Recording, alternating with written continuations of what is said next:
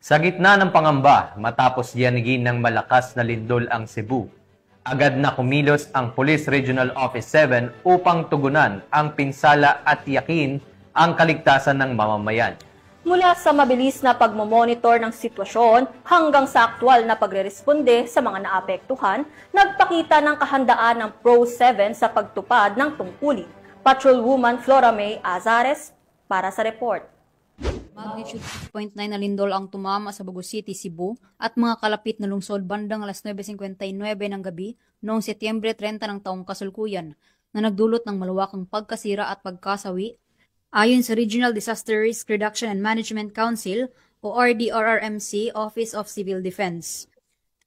Ang lindol ay nagresulta sa pagkamatay ng ilang residente at pinsala sa ilang bayan at lungsod sa Cebu, kasama na rito ang Bugo City at San Remeo sa mga pinakanasalanta ng lindol.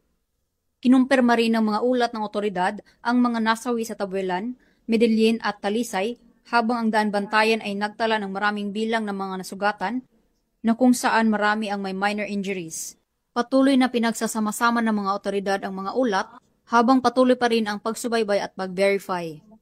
Naiulat din ang mga pinsala sa infrastruktura, 4 na gusali ang gumuho kabilang ang 3 sa Bugo City at ang sports complex sa San Remeo. Isang simbahan din sa daan bantayan ang naiulat na nasira. Nagkaroon din ng mga isyong istruktura ang mga gusali ng gobyerno, kabilang ang mga bitak sa Tabuelan MPS at CSMC building sa Talisay, gayon din ang mga naiulat na pinsala sa Daan Bantayan MPS. Tiniyak ni Police Regional Office 7, Regional Director Police Brigadier General Edrico A. Maranan, sa publiko na may mga search and rescue teams nang itinalaga upang tulungan ang mga biktima ng mga apektadong komunidad. Our personnel are on the ground conducting rescue and relief operations. We are closely coordinating with disaster response agencies to ensure timely assessment and assistance to those affected by this devastating earthquake, aniya.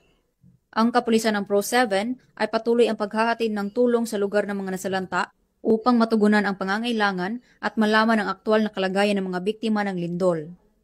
Mula dito sa Cebu Police Provincial Office, ako ay inyong Police News Network Correspondent, Patrolwoman Flora May Azares, alagad ng batas, tagataguyod ng Balitang Pulis.